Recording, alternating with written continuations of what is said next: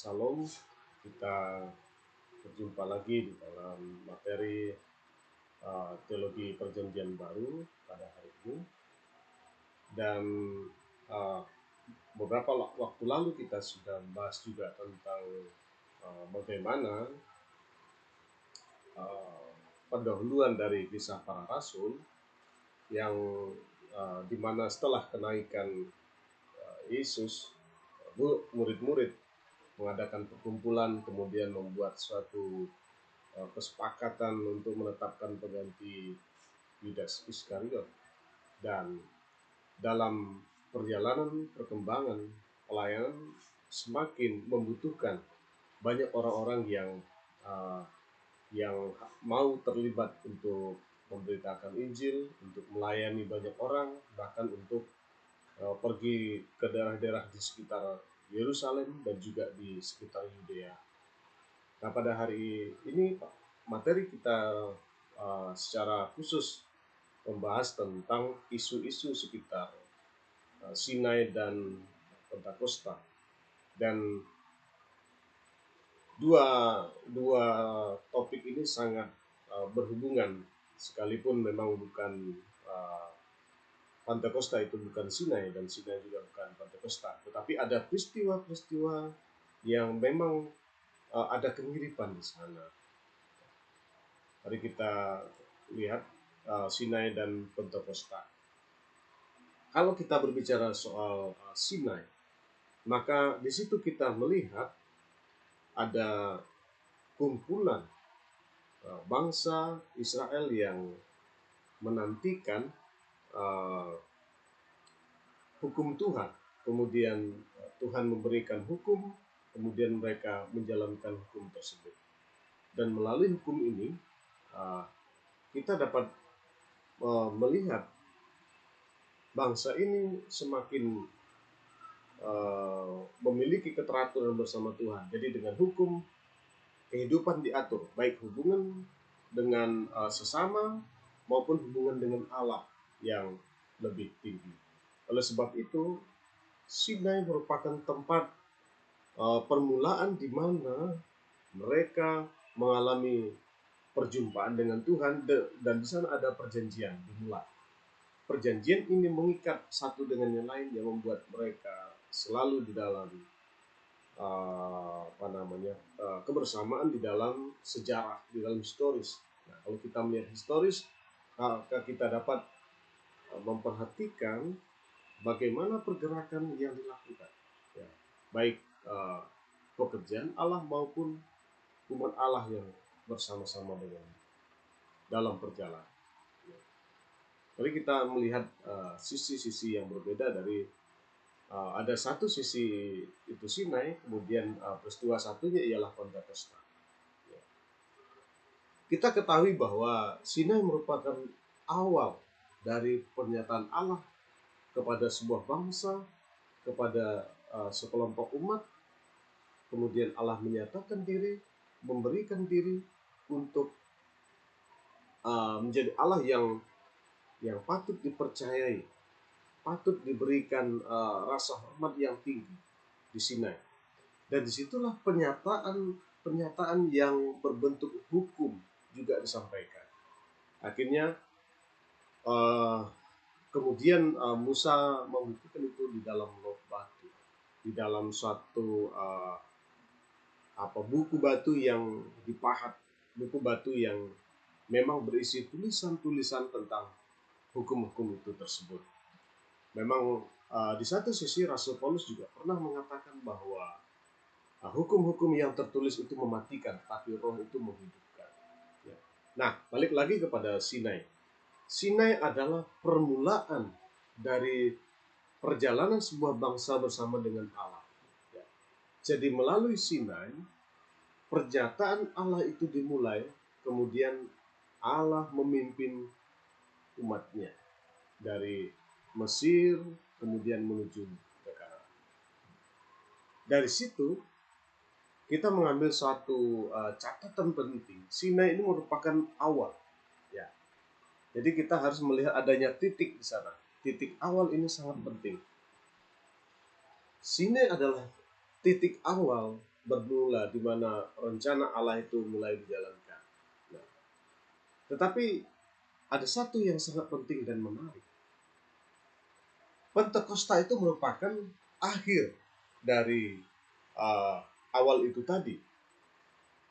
Jadi betul, secara dispensasional kita melihat Sinai merupakan awal dari uh, penyataan hukum Taurat secara khusus. Dan uh, Pentakosta merupakan akhir. Karena nanti kalau kita melihat di dalam Kisah Rasul pasal 2 jelas pada hari-hari terakhir dikatakan di sana. Ya. Baik, saya ingin kita juga terus memahami bahwa Allah di Sinai itu Allah yang memulai sebuah pernyataan dan memulai sebuah misi bagi sebuah bangsa. Itu pemahaman kita tentang Allah di Sinai. Jadi Allah di Sinai itu menyatakan diri kepada suatu umat, kemudian memberikan suatu hukum atau perintah atau ketetapan yang harus dijalankan. Ketetapan ini menjadi landasan bagi umat untuk mereka tetap berpegang atau berpaut kepada Allah. Jadi melalui Sinai, maka ada satu perjanjian di sana. Kita tahu bahwa antara Allah dengan Israel itu sudah pada akhirnya mereka sepakat untuk mengadakan perjanjian. Itu yang disebut sebagai kesepakatan atau sebagai perjanjian. Jadi Allah berjanji bahwa bangsa Israel akan menjadi umat Allah. Bangsa Israel akan menjadi bangsa kepunyaan Allah. Sedangkan dari sisi Tuhan, Tuhan akan menjadi Allahnya bagi bangsa Israel. Tapi sekali lagi ini merupakan awal. Ya, perlu digarisbawahi, ini merupakan awal dari sebuah kenyataan. Jadi ada titik awal, maka ada titik akhir. Nah, kita harus memahami bahwa titik awal ini merupakan langkah awal dari misi Allah atau rencana Allah. Dan titik akhir ini merupakan langkah akhir dari sebuah misi Allah atau sebuah rencana Allah. Dan pada hari ini kita akan belajar di dalam Kisah Rasul pasal 2 secara khusus ini merupakan langkah akhir dari pernyataan Allah atau titik akhir dari pernyataan Allah tersebut. Ada beberapa perbedaan yang boleh kita perhatikan. Di dalam Keluaran pasal 19, pasal 20 kita dapat mengkaji di sana atau melihat di sana. Itu merupakan awal dari pernyataan. Dan kita lihat Israel datang di Gunung Sinai. Ya. Jadi permulaan perjalanan bersama Allah, Israel itu berkumpul di Gunung Sinai. Mereka bersatu, mereka mengadakan semacam pertemuan jemaah, kemudian mereka mendengarkan pernyataan-pernyataan Allah yang diturunkan di sana. Nah, kemudian terdengar suara trompet dalam pasal 19 ayat 16 dalam Keluaran, ya. Dan dilakukan asap pembakaran sebagaimana lazimnya ketika mereka harus beribadah kepada Allah, harus memuji Allah, mereka harus memberikan semacam menyampaikan semacam kurban, ya, pembakaran. Ya. Dan jangan lupa Sinai merupakan tempat di mana sebuah hukum diberikan. Nah, sebuah hukum diberikan untuk memberikan peringatan kepada orang Israel bahwa mereka harus hidup persis sesuai dengan hukum itu. Jangan menyimpang ke kiri atau ke kanan, itu tidak boleh. Ya. Menyimpang ke kiri tidak boleh, menyimpang ke kanan juga tidak boleh. Mereka harus lurus. Mereka harus berpadanan dengan apa yang diberikan Allah melalui hukum itu. Ya. Dan akibat dari hukum yang diberikan, perhatikan, Ketika hukum diberikan dan ada pelanggaran yang terjadi dalam sejarah secara historis. Ada 3.000 orang terbunuh ya oleh orang Lewi karena menyembah berhala. Jadi imam-imam adalah pahlawan dari uh, pahlawan dari Tuhan. Dan Imam Lewi itu membunuh 3.000 orang karena menyembah berhala. Jadi hukum yang diberikan itu memiliki konsekuensi, yaitu kematian. Pelanggaran terhadap salah satu atau salah dua hukum itu menyebabkan kematian. Itu menyebabkan bangsa ini pada akhirnya harus menerima konsekuensi. Dan kalau menurut catatan bukan hanya mungkin hukuman kematian, tapi ada hukuman dilempari batu, hukuman ke pengasingan, itu juga bisa terjadi ya. Dan banyak model-model hukum yang diterapkan yang merupakan refleksi dari hukum Taurat itu ya. Dan kalau kita melihat Pentakosta di dalam Kisah Para Rasul pasal 2, kita lihat mereka berkumpul ya di suatu tempat.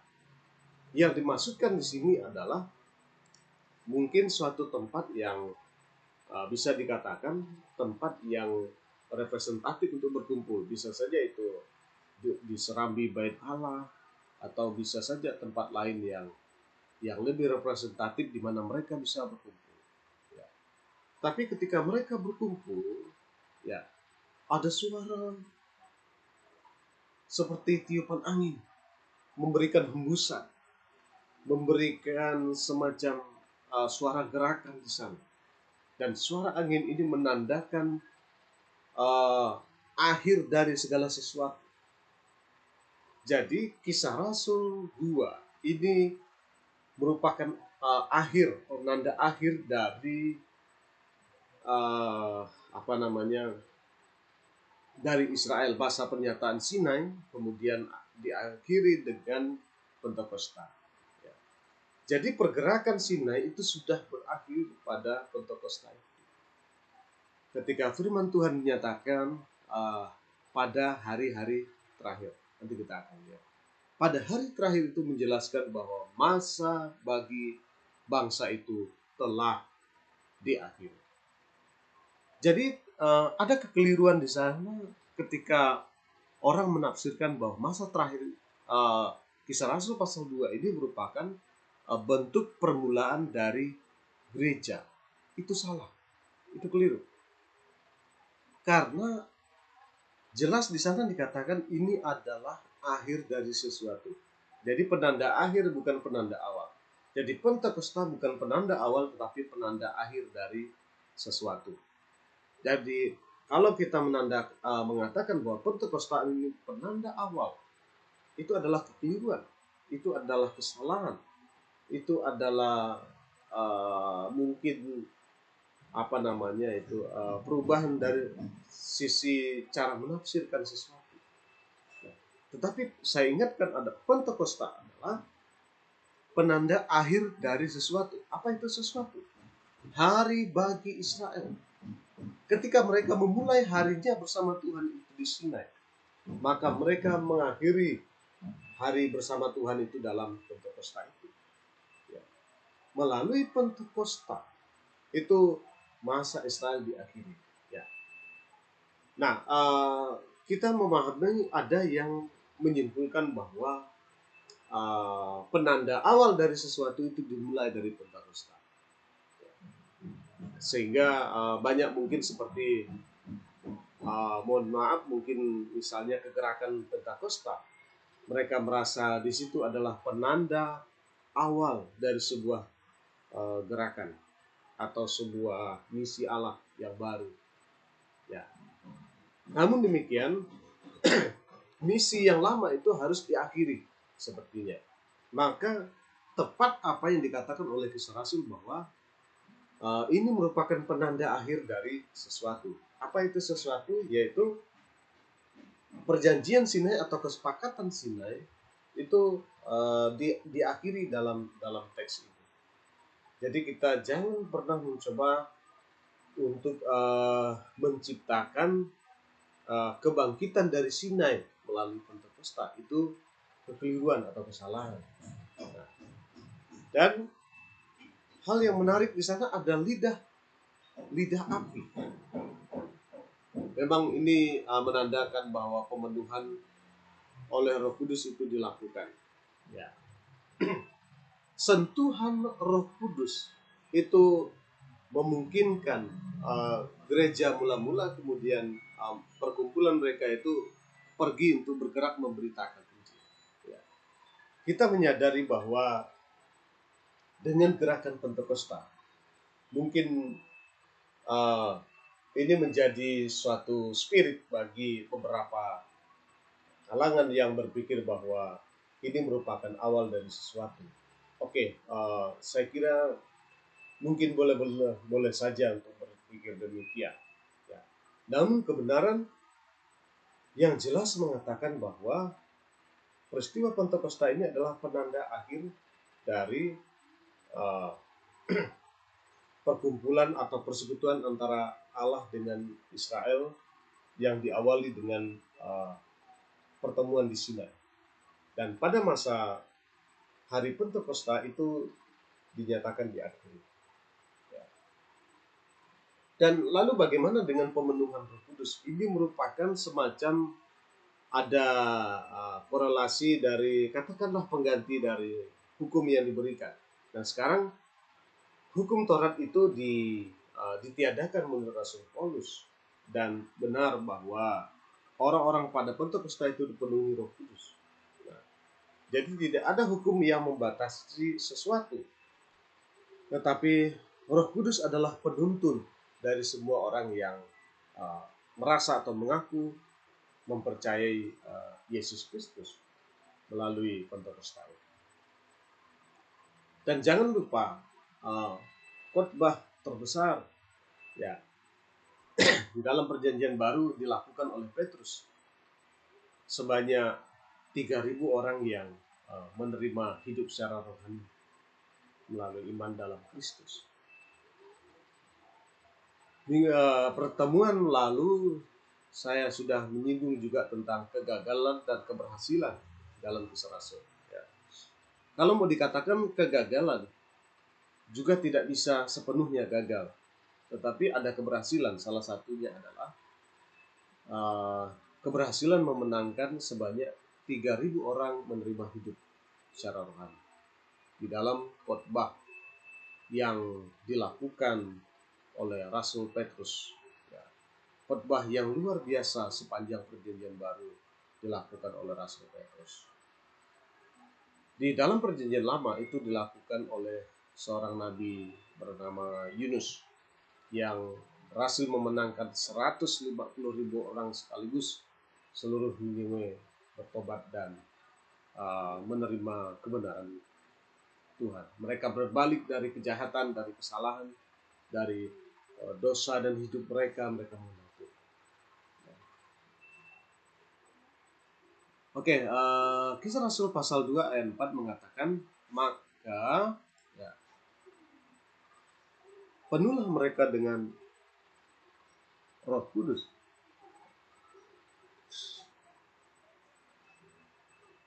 Perhatikan dalam kata penuhlah mereka dengan Roh Kudus.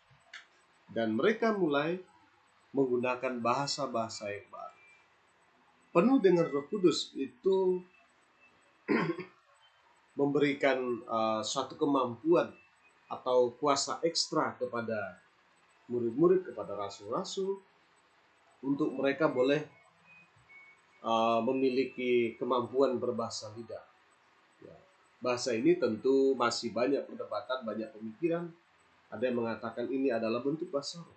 Ya, tapi jelas Alkitab mengatakan lalu mereka mulai berkata-kata dalam bahasa-bahasa lain, seperti yang diberikan oleh Roh kepada mereka untuk mengatakannya. Jadi bahasa dalam Pentakosta yang disebut sebagai glossolalia itu adalah kemampuan untuk berbahasa lain.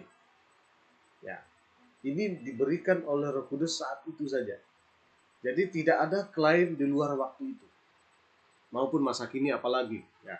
Masa kini tidak bisa diklaim bahwa itu bisa dijadikan atau terjadi, bisa terjadi pada saat ini.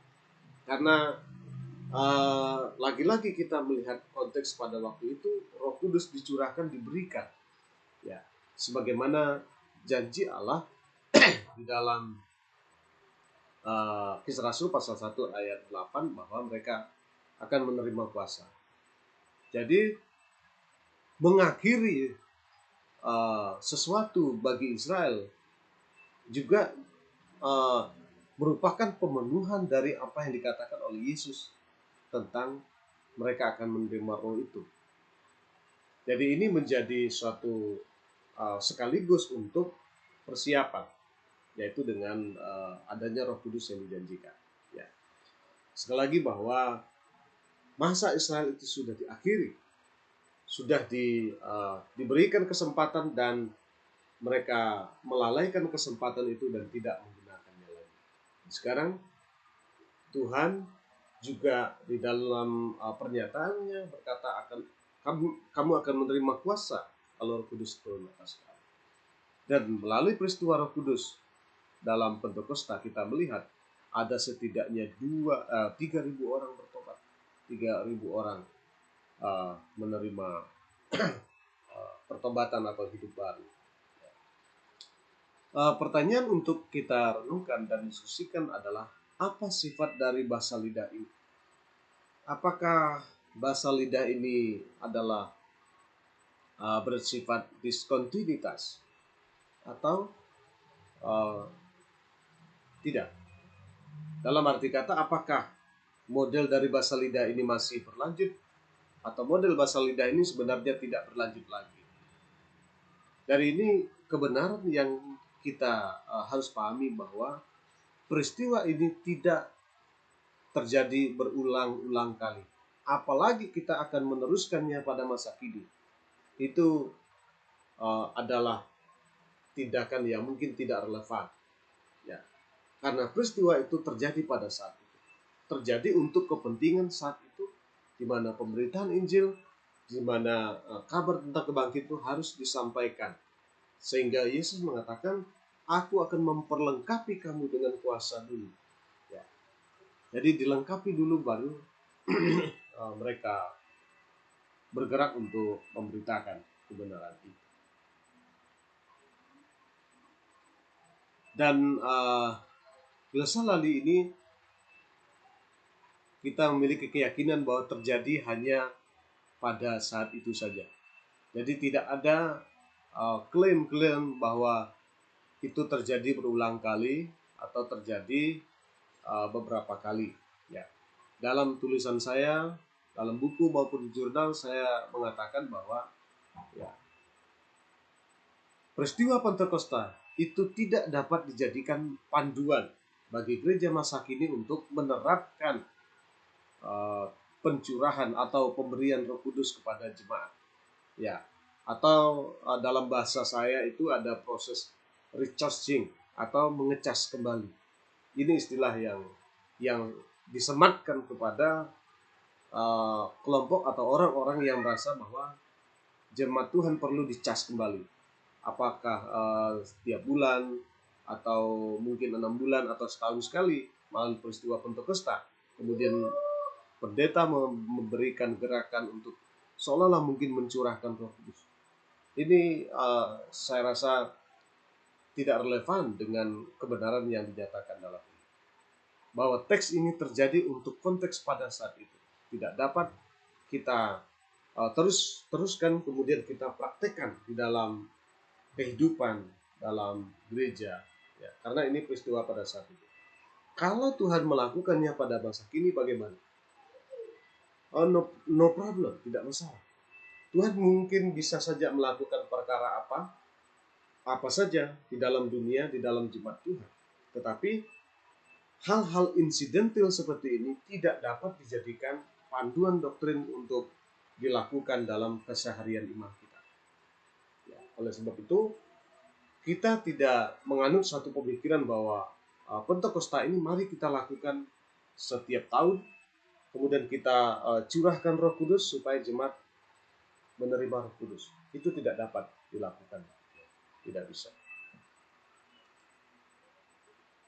Di dalam nubuatan Nabi Yoel itu memiliki beberapa unsur-unsur nubuatan yang harus kita pahami. Yang pertama, Roh Allah akan dicurahkan sesuai dengan nubuatan kitab Yoel ini. Yoel sendiri melihat bahwa pemberian Roh ini merupakan suatu yang spektakuler, suatu yang sangat menarik untuk dilihat, dan dari situlah pekerjaan Allah itu melalui orang per orang atau person per person, tidak melalui Allah turun langsung menyatakan diri, memberikan penghukuman dan lain sebagainya. Tidak demikian. Allah melalui person-person dengan kuasa kemudian menggerakkan mereka untuk pergi memberitakan Injil. Ya, laki-laki dan perempuan bernubuat. Ini menurut kitab Yoel, laki-laki dan perempuan itu bernubuat, kemudian mimpi dan penglihatan. Juga kita melihat dalam Kisah Rasul, nubuatan itu ada terjadi, kemudian mimpi penglihatan itu juga ada terjadi. Ketika Ananias melihat dalam mimpi penglihatannya bahwa harus menemui Saulus, itu juga merupakan bentuk dari penglihatan. Kemudian ada nubuat-nubuat, ya, nabi-nabi dalam Kisah Rasul juga bernubuat. Ya. Kemudian darah dan api dan gumpalan asap itu dibuatkan oleh kitab Yoel. Kemudian matahari berubah menjadi gelap gulita dan bulan menjadi darah. Ya. Memang beberapa hal itu terjadi, tetapi darah dan api dan gumpalan asap itu merupakan nubuatan penghukuman. Ya, matahari berubah menjadi gelap itu merupakan nubuatan penghukuman yang nanti secara eskatologis itu bisa terjadi di pada masa yang akan datang. Pada masa kini tidak dapat kita katakan itu sudah terjadi. Ya, semua itu akan mendapatkan pemenuhan pada masa-masa eskatologis di masa yang akan datang. Nah, oleh sebab itu ini merupakan kebenaran yang penting di dalam Kisah Rasul juga. Baik, kita melihat sedikit isu-isu di dalam Kisah Rasul, kepemimpinan dan gereja mula-mula. Kita mengetahui bahwa ada rasul-rasul yang diangkat oleh Yesus sendiri, kemudian mereka melakukan pemberitaan firman, mereka mengajar, memberitakan kebenaran kepada murid-murid, kepada perkumpulan. Ya. Namun di dalam pergerakan semakin banyak perkumpulan yang percaya dan menerima pemberitaan itu, maka pelayanan di antara jemaah-jemaah itu mungkin dirasa kurang memadai, sehingga kita melihat Kisah pasal 6 itu tentang adanya diaken-diaken yang diangkat untuk tugas untuk melayani jemaah. Ya. Sehingga kita melihat ada diaken-diaken yang juga mungkin mereka berbeban untuk memberikan pelayanan kepada jemaat. Nah, kemudian ada juga pengangkatan semacam penatua jemaat di Korintus, di Efesus. Nah, kita lihat ketika Paulus juga berjalan ke jemaat, kemudian Paulus berkata, kepengurusan jemaat itu dibentuk, adanya penatua, ada pengurus jemaat yang juga bisa mengatur, bisa melayan di jemaat. Ini tentang kepemimpinan dalam gereja mula-mula. Nah, mungkin ada satu diskusi yang menarik tentang bagaimana dengan kerasulan. Apakah kerasulan rasul-rasul itu masih jabatan yang masih relevan pada masa kini? Mungkin ada yang mengaku bahwa dia memiliki karunia rasul, barangkali. Nah, sehingga ini perlu menjadi kajian apakah rasul yang dimaksud itu tidak ada lagi sekarang atau bagaimana. Kemudian ada diaken-diaken. Apakah diaken-diaken itu masih relevan untuk diangkat atau penetapan diaken itu masih dimungkinkan, dan juga pengertian. Nah, isu yang menarik bagian yang terakhir dalam bagian ini adalah tentang eskatologi. Dalam Kisah pasal 1 ayat 11, ya, firman Tuhan mengatakan dia pasti kembali. Kebenaran ini menguatkan kita bahwa kedatangan Kristus untuk gereja, bahkan untuk pemenuhan nubuatan kerajaan bagi Israel, itu merupakan kepastian yang dinantikan, kepastian yang diharapkan, kepastian yang relevan dengan iman, kepastian yang memberikan ketekunan pada iman seseorang, kepada pengharapan, kepada kerinduan kita tentang kembalinya Yesus ke dalam dunia ini. Ya. Kemudian hari Tuhan dalam Kisah 2. Hari Tuhan ini itu bisa mengindikasikan pengakhiran masa bagi Israel dan juga penghukuman di masa yang akan datang. Penghukuman di masa yang akan datang itu dijelaskan dengan adanya api, ada darah, ada juga penghancuran. Dan lebih detail kita akan juga bisa melihat dalam mungkin kitab Wahyu, ya, kitab-kitab nubuatan itu. Kemudian dalam khotbah Petrus juga menyampaikan akan ada waktu pemulihan. Nah, apakah waktu pemulihan dalam khotbah Petrus, dalam pembicaraan Petrus ini juga berhubungan dengan apakah berhubungan dengan gereja? Apakah yang dimaksud dengan waktu pemulihan ini? Itu adalah kebenaran tentang gereja masa kini, gereja yang sekarang, gereja di mana kita ada. Kalau ini adalah masa pemulihan, maka ini akan selesai dan berakhir, tidak ada nubuatan lagi, karena ini sudah pemulihan. Nah, tetapi pemulihan termasuk jelas Petrus melihat masa yang akan datang, di mana harapan pemulihan bagi Israel itu sungguh akan terjadi. Bahkan reruntuhan Pondok Daud ini menjelaskan bagaimana kehancuran Israel dan nanti akan ada masa mereka akan mengalami pemulihan itu. Ini tidak dapat ditiadakan karena ini adalah janji Tuhan. Ya. Kemudian penghakiman akan dunia. Dia akan menghakimi dunia. Ya. Kemudian secara eskatologis juga kebangkitan orang-orang benar maupun orang-orang fasik. Paulus menekankan bahwa ada kebangkitan itu, sekalipun beberapa kalangan Yahudi itu tidak mengakuinya, tidak mau berharap ada kebangkitan. Ya. Tapi jelas secara eskatologis Alkitab, ya, Kisah Rasul itu sudah mengatakan ada nubuatan tentang kebangkitan itu.